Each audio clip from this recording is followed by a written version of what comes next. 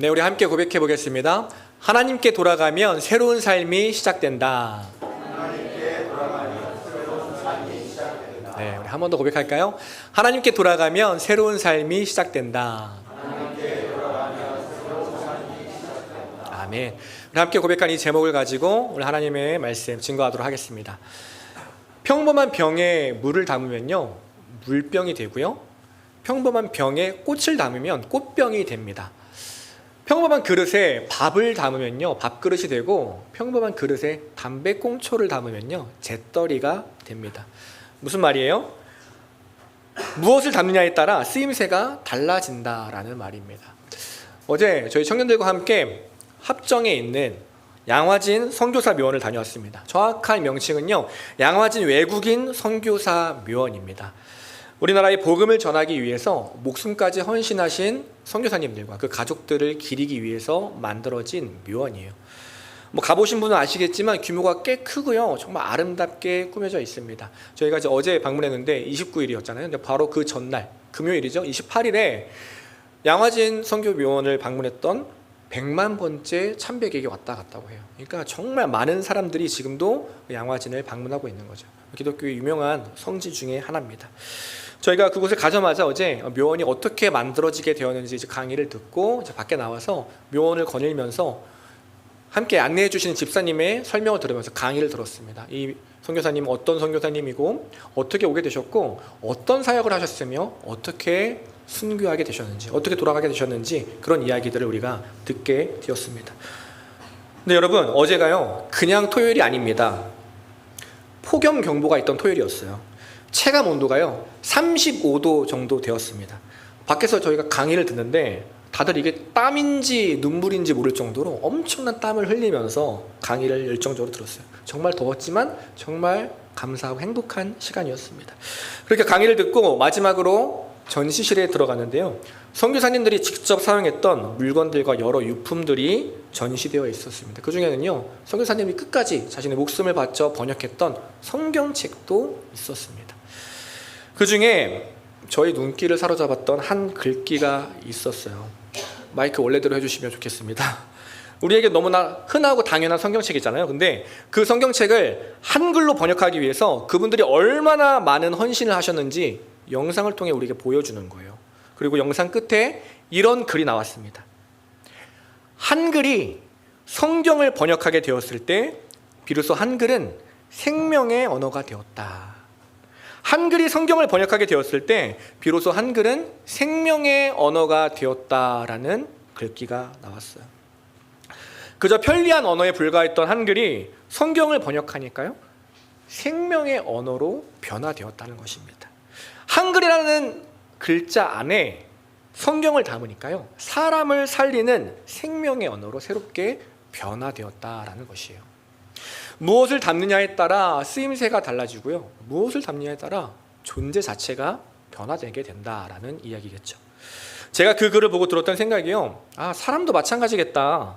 사람도 그 안에 무엇을 담느냐에 따라 존재가 달라지겠구나. 내 안에 무엇을 담느냐에 따라 전혀 다른 삶을 살아가겠구나 라는 생각이 들었습니다.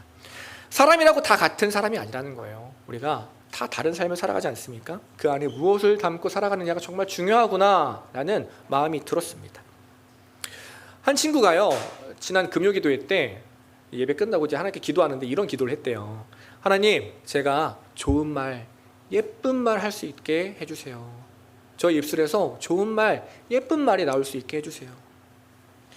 좋은 사람을 만나고 싶은데 어떻게 하면 그런 사람 만날 수 있나 생각해 봤더니 하나님이 주셨던 마음이 내가 먼저 그런 사람이 돼야 한다는 마음을 주셨다는 거예요. 그래서 자기 안에 먼저 좋은 말, 예쁜 말, 감사한 말을 먼저 담을 수 있도록 하나님께 기도했다라는 것입니다. 그 이야기를 듣는데 이 청년 참 지혜로운 청년이다라는 생각이 들었습니다. 이 말이 너무 맞는 말이잖아요. 내 안에 무엇을 담느냐에 따라 우리의 존재가 달라진다라는 이야기입니다. 무엇을 담고 살아가느냐에 따라 전혀 다른 인생이 된다는 거예요. 미움과 다툼과 질투와 우리 욕심들, 안 좋은 것들을 가득 담아두게 되면요, 평생 욕심쟁이로, 심술쟁이로 살아가게 되는 거죠. 평생 나밖에 모르는 인생이 되는 것입니다. 반면에 우리 안에 감사를 담고요, 은혜를 담고 기쁨을 담고 사랑을 담으면 어떻게 돼요? 사람들이 우리를요 인정하는 삶이 되는 거죠. 사랑받는 삶을 살아가게 되는 것입니다. 성도도 마찬가지입니다. 성도가 세상과 전혀 다른 삶을 살아가는 비결이 무엇입니까? 세상을 이기며 살아가는 비결이 뭐예요? 세상 사람은 사랑할 수 없는 사람들, 우리는 기꺼이 사랑하며 기꺼이 감당하며 살아갈 수 있는 힘이 무엇입니까? 내 안에 하나님이 계시기 때문이에요. 내 안에 생명 대신 하나님이 계시기 때문입니다. 내 안에 생명 대신 하나님의 말씀이 가득 채워져 있기 때문이에요. 이전에는요, 내 생각, 내 계획, 내 욕심만 가득 담고 살았습니다. 주변 사람들 보니까 다들 그렇게 사는 거예요. 그러니까 그렇게 살아도 되나 보다, 나도 그렇게 살아야겠다, 살게 되는 거죠. 근데 시간이 지나고 보니까 어떻습니까? 남들과 똑같은 그저 그런 삶을 살아가고 있는 거예요. 다들 겉으로는 말을 안 하지만 미래가 고민되고요, 어떻게 살아야 할지 하루하루가 막막한 삶을 살아가는 거죠. 겉으로 보기엔 멀쩡해 보이지만 다들 돈 때문에, 사람 때문에, 걱정 때문에 잠 못 이루면서 살아가고 있는 것입니다. 남들처럼 살면 괜찮을 줄 알았는데 돌아보니까 아니었구나. 저 사람은 잘 살아가고 있을 줄 알았는데 저 사람은 똑같이 고민하고 있네. 돈도 담고 성공도 담고 세상의 지식들 다 담고 살아가면 내 인생 괜찮아질 줄 알았는데 아니네, 나 여전히 흔들리네. 뒤늦게 깨닫는 거예요. 내 생각, 내 계획, 내 욕심들 이제는 정답이 아닌 것 같다, 어느 정도 알겠는데 그거 내려놓을 용기가 없는 거죠. 계속 미련이 남는 거예요. 이러지도 저러지도 못하는 인생입니다. 근데 그럴 때, 바로 그때 그러한 삶에 하나님이 찾아오시죠. 하나님 우리 삶에 찾아오셔서 말씀하세요. 누구야, 그동안 그렇게 살아보니까 너의 삶 어떠니? 평안했니? 얼마나 힘드니? 얼마나 답답했니? 너 얼마나 외로웠니? 나는 너가 평안한 삶을 살았으면 좋겠다. 단 하루를 살아라도 너가 행복한 삶을 살았으면 좋겠다. 그러니 이제 내 말 좀 들어줄래? 그러니 이제 내가 하라는 대로 한번 속는셈 치고 내가 하라는 대로 한번 살아봐라, 우리에게 말씀하시는 거예요. 그 말씀 듣고 그래, 작은 말씀 한번 순종해보자. 순종하는 거죠. 하나님 말씀에 순종하는 거예요. 근데 어때요? 이전과 다른 거예요. 이전에는 그동안 내가 붙잡고 있던 것들 내려놓으면 내 인생 망하는 줄 알았는데, 큰일 나는 줄 알았는데, 하나님 말씀 순종해서 이거 하나 내려놔 봤는데요, 아무 일도 일어나지 않는 거예요. 평안하네, 괜찮네, 깨닫게 되는 겁니다. 그렇게 평안함을 경험하니까 또 하나, 또 다른 하나 둘씩 내려놓기 시작합니다. 비워내기 시작하는 거예요. 내 안에 가득 찼던 내 생각과 내 마음과 내 욕심들을 점점 비워내는 거죠. 그리고 그 비워진 내 마음을요, 다시 하나님의 것으로 채우기 시작합니다. 그러니까 어때요? 삶이 점점 달라지는 거예요. 이전과 달라지고요, 또 세상과도 달라집니다. 점점 하나님의 것을 채울수록 하나님을 닮아가게 되는 거죠. 이전과 전혀 다른 새로운 삶이 시작되게 되는 것입니다. 우린 그러한 삶을 보고 뭐라고 하냐면요, 그것을 보고 뭐라고 하냐면 두 글자로 이렇게 얘기합니다. 회개했다, 회개다 이야기합니다. 여러분, 우리가 회개에 대해서 정말 많이 이야기하는데요, 회개는요, 하나님 잘못했습니다, 저 용서해 주세요, 끝, 말로만 끝하고 끝나버리는 게 아니에요. 회개는요, 나로 가득 찼던 나의 마음을 하나님 앞에서 비워내는 것이에요. 하나님께 내 마음 다 비워내고 비워진 그 마음을 하나님이 주신 것들을 다시 채우는 것입니다. 그게 바로 회개예요. 내가 주인된 삶을 끊어내고요, 하나님께 다시 돌아가는 삶, 그것을 두고 회개다 우리는 이야기합니다. 그때 우리의 삶이 달라지고 새로운 이야기가 시작되기 때문이에요. 오늘 우리가 읽은 이 요나서 3장에서도요, 그러한 삶이 등장합니다. 나로 가득 찼던 내 삶을 비워내고 하나님으로 다시 채웠던 사람들, 다시 하나님께로 돌아가서 이전과 전혀 다른 삶을 살게 됐던 사람들이 등장해요. 바로 니느웨 사람들입니다. 오늘 시작하는 1절 2절 보니까 이렇게 말합니다. 여호와의 말씀이 두 번째로 요나에게 임하니라. 이르시되 일어나 저 큰 성읍 니느웨로 가서 내가 내게 명한 바를 그들에게 선포하라 하신지라. 1장에서 요나에게 임했던 하나님의 말씀이 다시 임합니다. 내용도 동일해요. 저 큰 성읍 니느웨로 가서 나의 말을 전해라, 요나에게 말씀하십니다. 1장에서는 불수종에서 도망갔었는데요, 이번에는요, 하나님 말씀 순종해요. 니느웨로 향합니다. 근데 재밌는 게 뭐냐면요, 오늘 본문에 보니까 니느웨가 굉장히 큰 성읍이다 이야기하는 거예요. 3일 동안 돌아다녀야 그 성읍을 다 볼 수 있을 정도로 큰 성읍인데요, 요나가 어떻게 하냐면 하루 동안 말씀을 전하고 맙니다. 하루 완전히 전했겠어요? 해 뜰 때 좀 늦지막히 나가서 일찍 들어왔겠죠. 대충 전하고 들어왔다는 얘기예요. 하나님의 말씀을 대충 전했어요. 근데 놀라운 반전이 일어납니다. 그 적당히 전한 말에, 대충 전한 말에 니느웨 사람들이요 모두 반응하기 시작해요. 5절에서 이렇게 말합니다. 니느웨 사람들이 하나님을 믿고 금식을 선포하고 높고 낮은 자를 막론하고 굵은 베옷을 입은지라. 요나가 외친 말을 듣고요, 가장 높은 왕에서부터 가장 낮은 사람에게까지, 심지어는 짐승까지 음식을 먹지 못하게 하고 금식을 선포하고 베옷을 입고 하나님 앞에 회개하기 시작하는 거예요. 지금 전 국가적으로 하나님 앞에 엎드리기 시작하는 것입니다. 여러분, 이게 얼마나 큰 일이냐면 이 니느웨 사람들이 그럴 만한 사람들이라서 회개하는 것이 아니에요. 하나님이 니느웨를 보고 이제 큰 성읍이라고 말하는 게, 물론 도시도 크지만 그들의 죄악이 너무나 컸기 때문에 큰 성읍이다 이야기하는 것입니다. 3일을 다 돌아보라는 만큼 큰 성읍이었어요. 그만큼 큰 성읍이 처음부터 그렇게 커졌을까요? 그렇지 않겠죠. 처음엔 정말 작은 성읍이었을 것입니다. 근데 자신들을 키우기 위해서, 더 많이 갖기 위해서 남의 것을 빼앗고 내 것을 지키고 남을 짓밟고 남을 이기며 살았을 것입니다. 니느웨는요 큰 성읍이 되기까지 수많은 죄악을 저지르며 살았어요. 오죽하면 그들의 악함이 하나님의 귀에 들렸다 성경은 이야기합니다. 한마디로 니느웨는요 죽어 마땅한 죄인들의 소굴이었다는 얘기예요. 요나가 이 니느웨 땅에 가기 싫어했던 마음이 어느 정도 이해가 되는 거죠. 그런데요, 그렇게 그 악독한 땅에 죽어 마땅한 그 니느웨 사람들이요 하나님 말씀을 듣고 회개하기 시작합니다. 금식을 하고 베옷을 입어요. 쉽게 말해서 내 안에 있는 것을 다 비워낸다, 이런 이야기예요.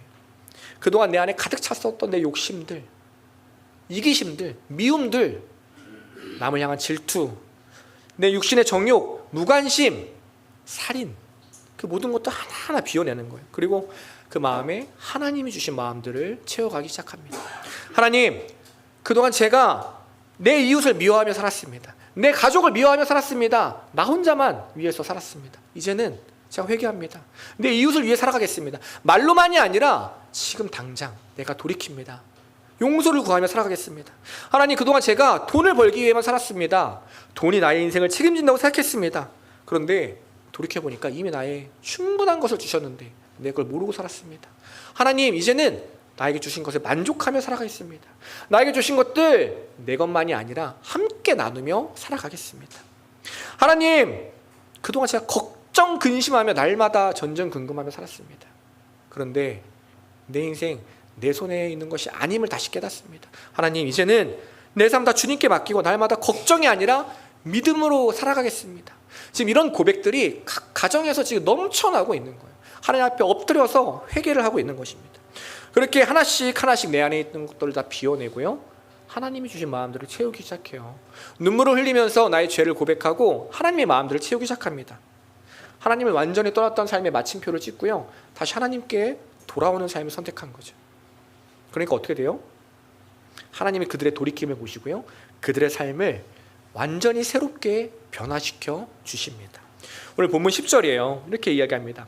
하나님이 그들이 행한 것, 곧 그 악한 길에서 돌이켜 떠난 것을 보시고 하나님의 뜻을 돌이키사 그들에게 내리리라고 말씀하신 재앙을 내리지 아니하시니라.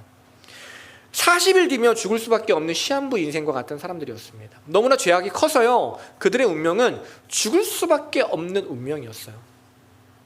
그런데 그러한 사람들에게 하나님이 새로운 삶을 선물해 주십니다. 왜요? 이제 그들의 마음에 나의 마음이 아니라 하나님의 마음이 채워졌기 때문입니다. 세상에서 썩어질 것들이 아니라 영원히 변하지 않을 하나님의 말씀과 하나님의 은혜와 소망들이 채워졌기 때문이에요. 그들이 다시 하나님께 돌아왔기 때문입니다. 하나님은 오늘 말씀을 통해 우리에게 질문하십니다. 누구야? 지금 너는 무엇으로 채워져 있니? 너의 마음에 지금 무엇이 담겨져 있니? 지금 나에게 예배하는 이 시간, 지금 이 시간에도 너의 마음은 무엇이 가장 많이 채워져 있니? 하나님의 말씀으로 가득 차 있니? 아니면 너의 생각으로 가득 차 있니? 사랑하는 여러분, 우리의 겉모습이 우리의 존재를 결정하지 않습니다.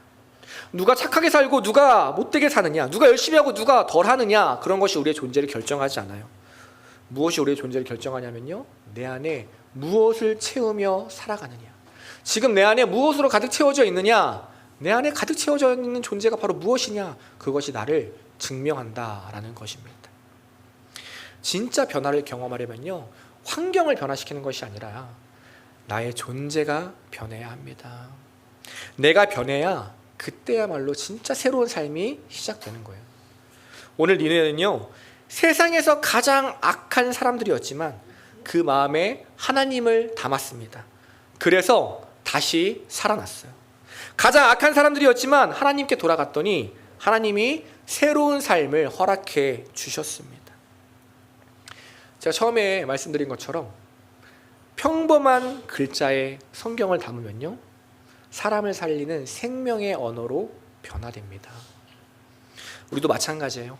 평범한 우리 삶에 소망 대신 하나님을 담게 되면요, 생명 대신 하나님을 담게 되면 내가 살아나고 남도 살리는 생명의 사람으로 변화되게 됩니다. 오늘 우리가 하나님을 가득 담아서 주님 안에서 나도 살고 남도 살리는 생명의 사람이 되기를 간절히 소망합니다. 하나님으로 가득 차서요, 나도 살고 내 가족도 살리고 우리 교회도 살리는 생명의 공동체 되기를 간절히 소망합니다. 그럼 어떻게 하면 하나님으로 우리 마음 가득 채울 수 있습니까? 어떻게 하면 하나님께 돌아오는 인생 될 수 있나요? 오늘 본문을 보니까요, 오늘 니느웨 백성이 했던 게 딱 하나입니다. 우리가 해야 할 적용인데요, 바로 하나님께 민감하게 반응하는 거예요. 여러분, 오늘 말씀 자세히 보면 재밌습니다. 요나가 하나님 말씀을 대충 전했잖아요. 아직 니느웨를 향한 속상한 마음이 요나 마음 가운데 있었던 것 같아요. 그러니까 좀 대충 정한 거겠죠. 3일길을 하루 만에 전했으니까요, 아마도 요나의 말을 듣지 못한 사람이 반도 안 됐을 것 같아요. 3분의 1도 안 됐을 겁니다. 정말 극소수의 사람이 요나의 말을 들었을 거예요. 근데 그 말씀이요, 극소수의 사람만이 아니라 그 성읍에 있는 모든 사람에게 흘러가게 됩니다. 모든 사람이 그 말을 듣고요, 회개하게 돼요. 이봐, 그 얘기 들었어? 누군가 우리에게 선포했는데 하나님 말씀이 우리에게 임했어. 회개하지 않으면 우리가 망한대.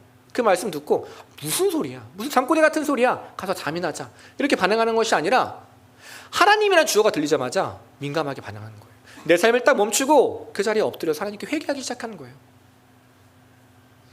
더 재밌는 건 6절입니다. 6절 보면 이렇게 얘기해요. 그 일이 니느웨 왕에게 들림에 왕이 보좌에서 일어나 왕복을 벗고 굵은 베옷을 입고 제위에 앉았다 이야기합니다.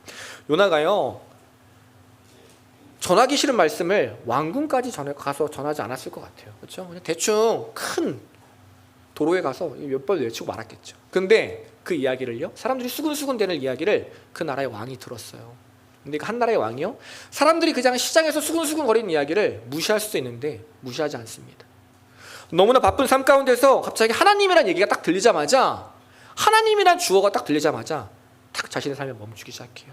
민감하게 반응하는 거예요. 그리고 그 자리에서 바로 엎드립니다. 왕복을 벗고요, 베어로 된 옷을 입고 죄를 뿌리고 하나님 앞에 회개하기 시작해요. 자신의 모든 것을 비워내기 시작합니다. 오늘 니느웨가 다시 회복되고 살아날 수 있었던 이유는요, 요나의 설교가 감동이 있었기 때문이 아니에요. 요나의 설교에 은혜가 넘쳤기 때문이 아닙니다. 요나가요, 큰 소리로 외치고 여러 번 반복해서 외치고 계속해서 사람들을 닥달했기 때문이 아니에요. 정말 작은 소리로 대충 전한 말씀이었습니다. 그럼에도 니느웨 사람들 모두가 그 말씀에 돌이킬 수 있었던 이유, 살아날 수 있었던 이유, 그들 모두가요, 그 말씀을 민감하게 반응했기 때문입니다. 결국 민감하게 반응한다는 건 뭐예요? 이렇게 얘기할 수 있겠죠. 세상은 작게 보고요, 하나님은 크게 보는 것입니다. 또 다른 말로 하면 이렇게 얘기할 수 있어요. 세상은 가볍게 여기고요, 하나님만 무겁게 여기는 것입니다. 마태복음 12장을 보면 예수님께서요, 계속 자신의 사역을 방해하고 아무리 복음을 전해도 변하지 않는 사람들을 보고 이렇게 이야기하세요. 이 악하고 음란한 세대가 표적을 구하지만 내가 너희에게 보여줄 것은 예언자 요나의 표적밖에 없다. 심판 때에 니느웨 사람들이 이 세대와 함께 일어나서 너희들의 죄를 심판할 것이다. 왜냐하면 그들은 요나의 선포를 듣고 회개했기 때문이다 말씀하십니다. 이게 무슨 얘기냐면요, 너희가 계속해서 내 말을 듣지 않고 더 큰 표적을 구하지만 이제 그런 큰 표적은 없다. 마음이 굳어버린 너희에게 보여줄 것은 요나의 이야기밖에 없다. 요나가 니느웨에서 하나님의 말씀을 대충 전했지만 니느웨 사람들은 그 말씀을 무겁게 여기고 모두 회개했다. 마지막 때 니느웨 사람들이 너희들 앞에 나타나서 너희의 그 무지를 탓하며 너희를 심판할 것이다. 그들은 요나의 선포를 듣고도 회개했지만 너희들은 하나님의 아들인 내 말을 듣고도 회개하지 않았기 때문이다 라는 말이에요. 오늘 니느웨 사람들은요, 요나의 말이 들렸을 때 요나가 어떤 사람이에요? 요나가 딱 보자마자 저 이스라엘 사람이다, 히브리 사람이다 딱 알았을 겁니다. 우리가 공격했던 사람, 저 별거 아니네, 무시할 수 있었다고요.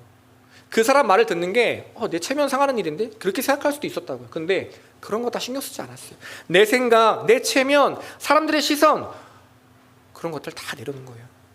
그런 것보다 아주 작게 들려왔던 하나님의 말씀을 더 크게 붙들었습니다. 하나님의 말씀을 더 무겁게 받아들인 거예요. 그래서 살아나게 되었습니다. 반면에 이스라엘 백성은 어때요? 예수님이 오셔서 말씀하셨지만 돌이키지 않았어요. 예수님의 말씀보다 나의 체면과 사람의 시선, 세상의 소리를 더 크게 여겼습니다. 하나님의 말씀을 가볍게 흘려버린 거예요. 그래서 어떻게 됐습니까? 무너져 버렸습니다. 여러분, 우리가 계속 말씀을 듣는데도 넘어지는 이유가 뭐예요? 계속 말씀을 듣지만 제자리 걸음하며 방황하는 이유가 무엇입니까? 말씀이 부족해서가 아니에요. 더 많은 말씀이 필요해서가 아닙니다. 예수님이 우리 앞에 계시지 않아서 그런 게 아니에요. 우리가 하나님의 말씀보다 다른 것들을 더 크게 바라보고 있기 때문입니다. 제가 설교를 준비할 때 언제 가장 힘드냐면요, 하나님 생각보다 내 생각이 더 클 때, 그때 가장 힘듭니다. 이 본문 보자마자 이거 이런 내용이네, 딱 내 생각이 먼저 올라와요. 지금 우리가 전하고 있는 이 요나서 말씀, 요나서 내용 모르는 사람이 어디 있습니까? 그리고 제가 심지어요 5년 전에도 한번 전했던 말씀이에요. 그러니까 보자마자 어떤 내용인지 딱 안단 말이에요. 요나 불순종했던 얘기잖아. 요나 또 물고기 뱃속에 들어갔네, 불순종이네, 회개해야지. 그런 생각이 먼저 들어옵니다. 그런데요, 그게 바로 함정이라는 거예요. 하나님 생각보다 빠른 내 생각, 그것이 바로 함정이라는 거예요. 하나님이 오늘 나에게 동일한 말씀으로 또 새롭게 주시는 은혜가 있는데, 하나님 오늘 이 말씀으로 우리 성도님들에게 새롭게 주기 원하시는 하나님의 마음이 있는데, 내 생각을 붙잡다 보니까 그거 계속 놓쳐버리는 거예요. 하나님 말씀 가볍게 여기고 내 생각 무겁게 여기니까 계속 놓쳐버리는 거예요. 계속 고생합니다. 계속 흔들리는 거예요. 반대의 경우도 마찬가지입니다. 목사님 설교 들을 때도요, 딱 제목 보자마자 이런 내용이겠네, 이렇게 말씀하시겠네, 딱 생각이 될 때 있어요. 들으면요 진짜 그래요. 근데요, 그렇게 한다고 저 안에 은혜가 가득 차지 않습니다. 정말 중요한 하나님의 말씀은요, 작게 듣고 내 생각만 계속 붙드는 거예요. 예배가 끝나고도 생명이 없습니다. 구역 모임을 하는데 나눌 수 있는 은혜가 없어요. 내 마음을 비우지 않았기 때문이에요. 내 생각을 비우지 않았기 때문이에요. 한 청년이요, 지난 주일 설교 말씀을 듣고 자신의 정체성을 다시 한번 기억하게 됐대요. 나는 가족을 사랑하는 사람이구나. 전도사님 말씀하신 것처럼 가족을 말로만 사랑하는 사람이 아니라 내 가족을 내 마음 다해서 실천하며 사랑하는 사람이구나 결정하게 됐대요. 다시 깨닫게 됐대요. 그리고 내 마음을 다해서 한 주간 실천하기로 적용을 했습니다. 어떻게 적용하기로 했어 물어봤더니 자신의 적용이 한 주간 우리 가족들을 퇴근하고 돌아오는 우리 부모님을 꼭 안아주는 게 적용이다 이야기하는 거예요. 내가 삶으로 그 사랑을 실천하겠다 이야기하는 거예요. 그 얘기를 듣고 그거 너무 좋은 아이디어다, 너무 좋은 생각이다. 근데 1초 2초만 앉지 말고 한 30초는 안아드려 라고 제가 이야기를 했어요. 왜냐면 제가 저희 부모님께 그렇게 해봤거든요. 30초 정도 안아드려야 그 마음이 전달되기 때문이에요. 그 안에 회복이 일어나기 때문이에요. 근데 여러분, 그게 쉬운 일이 아닙니다. 평소 가족들과 포옹해 보셨어요? 포옹 안 하신 지 몇 년이 되셨습니까, 여러분? 얼마나 되셨어요?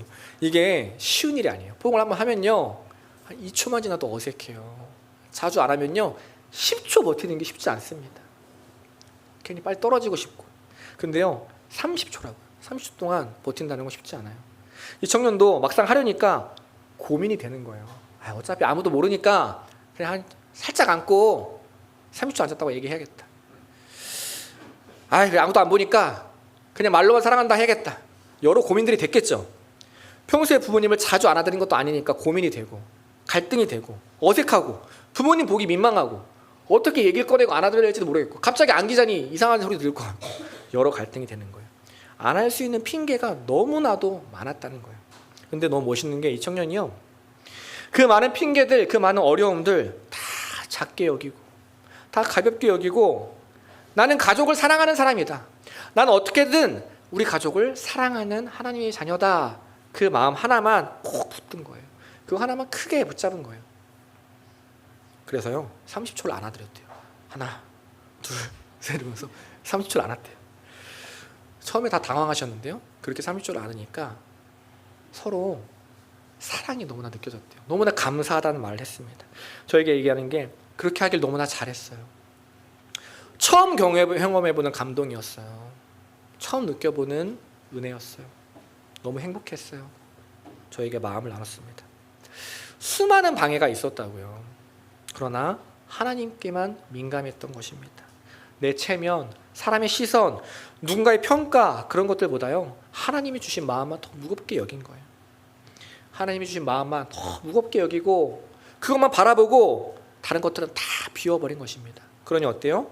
하나님이 그 마음에, 그 삶에 은혜를 허락해 주시는 거예요. 그 삶에, 그 가정에 회복을 경험하게 해 주시는 거예요. 이것이 바로 하나님께서 일하시는 방법이라는 것입니다. 사랑하는 여러분, 어쩌면 우리에게 더 필요한 것은요, 더 은혜가 넘치는 말씀, 더 많은 말씀 이런 게 아닐 수도 있어요. 더 좋은 말씀, 예쁜 성경책 이런 게 아닐 수도 있습니다. 어쩌면 지금 우리들에게 필요한 것은요, 민감한 마음을 회복하는 것입니다. 지금까지 내가 가볍게 여겼던 마음들, 지금까지 내가 작게 보고 지나쳐버렸던 말씀들, 우리에게 말씀이 부족한가요? 그렇지 않아요. 우리가 그 말씀을 세상 소리보다 작게 여겼기 때문이에요. 우리에게 주신 마음들 내 생각보다 가볍게 여겼기 때문이에요. 그래서 내 삶에 생명이 되지 못한 것입니다. 회복하기 위해서 어떻게 해요? 민감함을 회복해야 됩니다. 다시 붙들어야 돼요.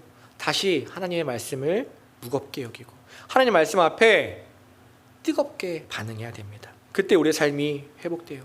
그때 우리의 마음이 회복되게 됩니다. 날마다 하나님의 말씀만을 무겁게 여기고 날마다 하나님의 말씀에 민감하게 반응하고 세상 소리가 아니라 사람의 시선이 아니라 하나님만을 민감하게 바라보면서 그 하나님이 주신 은혜로 날마다 회복을 경험하며 살아가는, 그 하나님이 주신 생명으로 날마다 사람을 살리며 살아가는 저와 여러분, 우리 생명의 백성들, 우리 상해교회 모든 성도님들 되시길 간절히 소망합니다. 오늘 말씀을 정리합니다.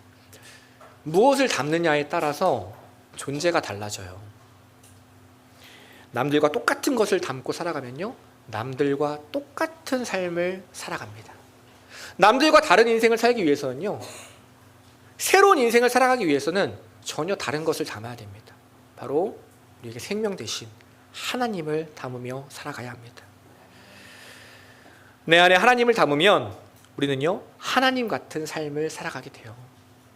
우리 안에 아직도 내려놓지 못한 고민들, 고집들, 하나님보다 앞선 마음들, 이거 다 내려놓고요, 하나님께 그 모든 것 다 내려놓고 하나님께 은혜를 구하고, 하나님, 내가 내려놓지 못한 모든 욕심들 제가 내려놓습니다. 하나님, 내 마음 붙들어 주시고 하나님의 말씀으로 다시 채워주시옵소서. 그러한 고백으로 나아가는 저 여러분 되기를 소망합니다. 그러기에 필요한 것은요, 민감함이에요. 하나님께 민감하게 반응해야 합니다. 세상의 소리는 작게 여기고요, 하나님의 소리는 크게 여길 수 있어야 됩니다. 사람의 시선들 가볍게 여기세요. 그것들이 나를 책임지지 않습니다. 하나님만이 우리를 책임지십니다. 하나님만을 무겁게 여기시기 바랍니다. 하나님 말씀하실 때 그 하나님의 음성에 민감하게 반응하는 하나님의 백성 되기를 간절히 소망합니다. 그때 하나님이 우리의 삶을 회복시키십니다. 그때 우리의 가정에 하나님의 은혜가 넘칩니다.